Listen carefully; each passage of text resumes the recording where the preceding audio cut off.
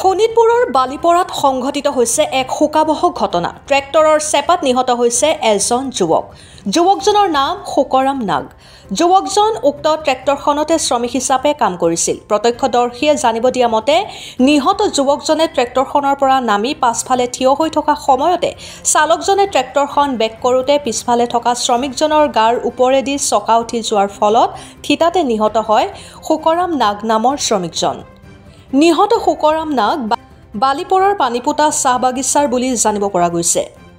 Bureau' report, Bihali সংবাদ অসম। মানে লেভাৰটো লাম্বিছিলে পিছফালে ডালা খুলিবলৈ, তাৰমানে ড্ৰাইভাৰটো নাচালে তো গম নাপাওঁ। তাক চাই পাইছে, তথাপিও চাকাটো উঠি গৈছে তাৰ ওপৰত। মৃত্যু হৈছে নেকি? মৃত্যু হ'লে ক'ত আছে? চিভিলত আছে। নাম কি? শুকৰাম নাগ। শুকৰাম নাগ। ঘৰ ক'ত? ঘৰ 9 নম্বৰ পানীপাটা। পানীপাটা 9 নম্বৰ। শুকৰাম নাগ।